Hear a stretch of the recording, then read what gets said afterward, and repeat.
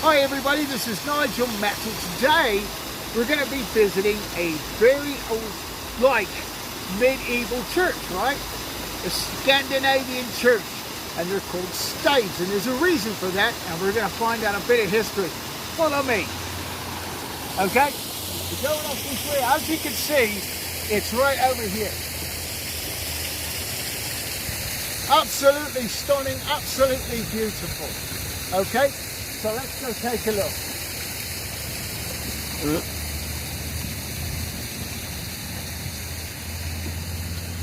So as you can see, this whole entire place is dedicated to the 5 Scandinavian countries. Alright? Which I really don't remember all the names of them, but I mean there's Finland, Switzerland, Norway, all those places, okay, that are a bit Germanic as it is. And so this is the type of church that they would have built. Let's go find out some history. It's a beautiful day out here, and it's about, believe it or not, 102 degrees. Okay? So we're all a little bit dying here, I think. That's all right. All made of wood. The entire church is made of wood, and this is going to be great.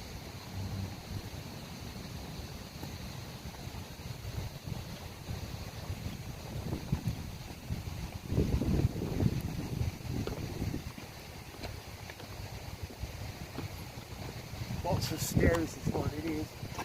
Give you a bit of exercise before you do your praying. Whoop.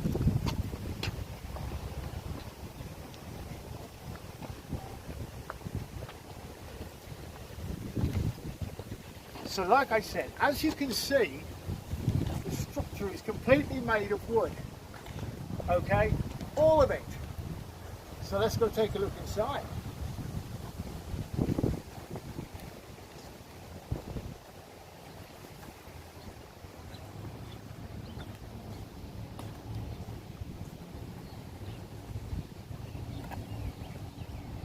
Now this is something, all right?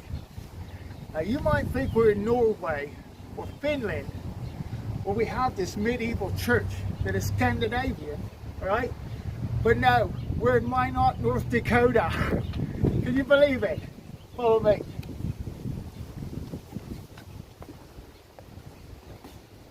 It's a unique history about these.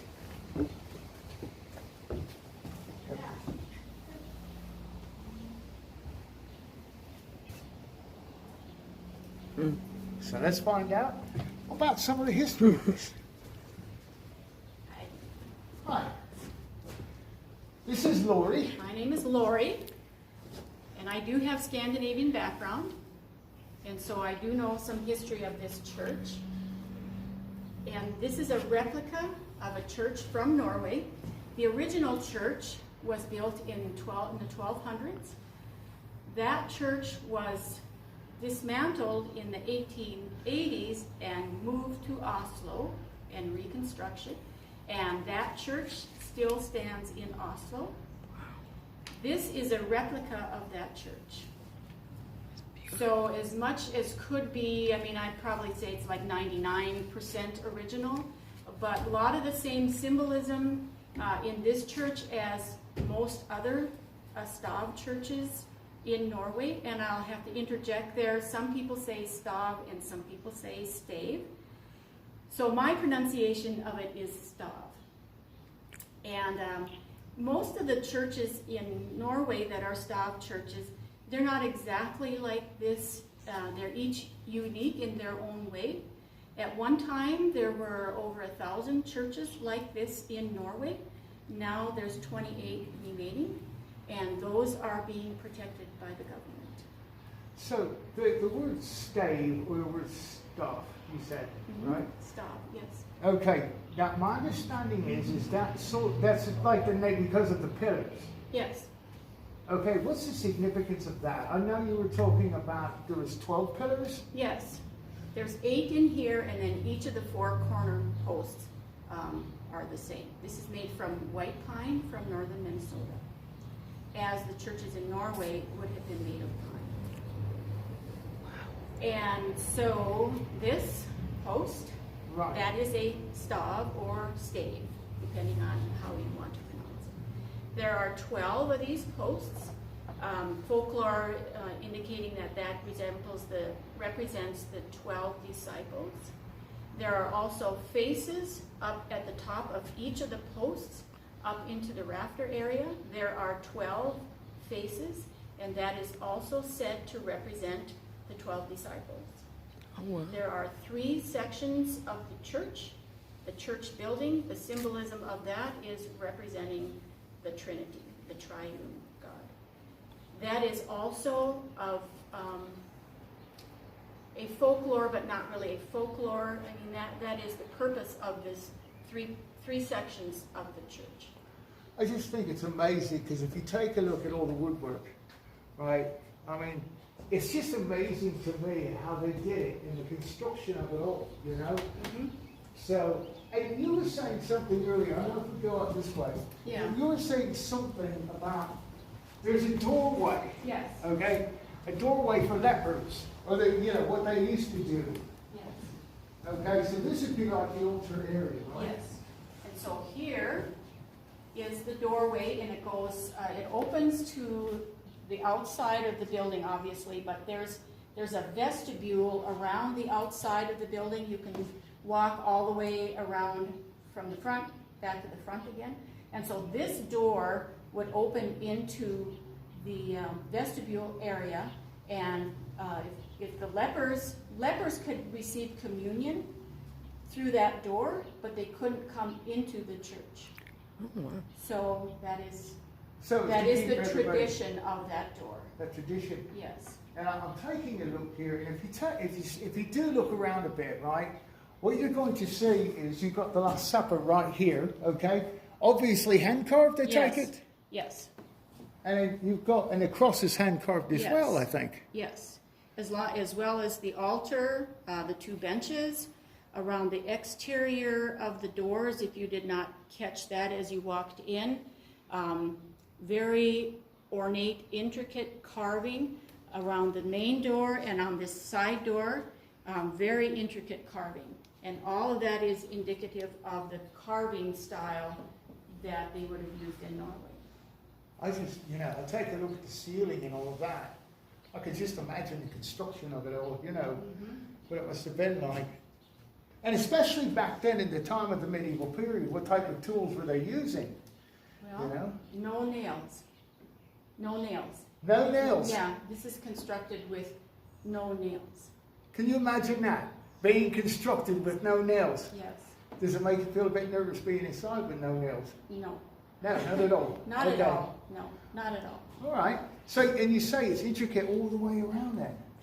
Yeah, and so you should go out and walk around the outside of the building just to get a feel for the vestibule area, and you can see the opening to the leper door from the outside. Okay. So you can look at that. And the purpose for the vestibule was to protect the exterior of the church. It was a place for people to stand before services started, and it was also a place to leave weapons before coming into the church. Oh, no. You can't bring your sword into the church.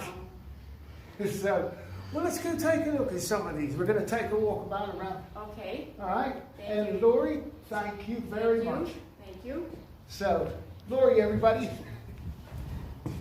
follow me. Let's go. Shh, we're in the church. Thanks for stopping today. Thank you.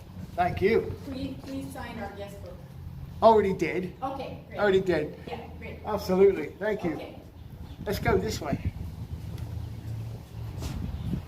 So as you can see, there's like a vestibule part here, almost like a wraparound porch, you might like it, Still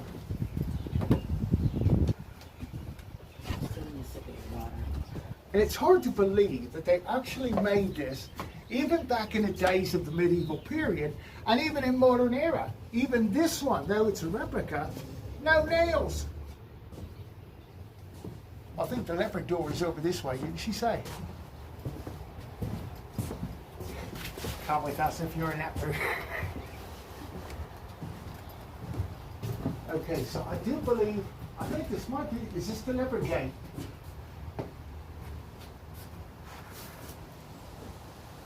I think think this is the leper gate. As you can see, you know, built quite sturdy, right? And it's locked right now. So, no lepers today. Alright. I mean, just the intricate woodwork, I think, of it all.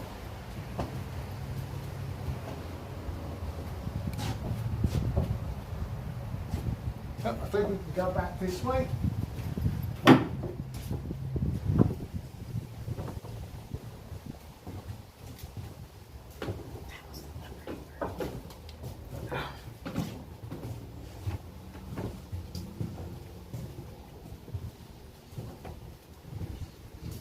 There's all kinds of things in this park. And like I said, here in Minot, North Dakota, where you have a medieval church, I think it's just great, you know, and if you're interested, make sure you always go to wwcb.tv. Like I said, where I do lots of travels, and so I plan on showing you lots of things, and this just happens to be one of them. Thank you very much.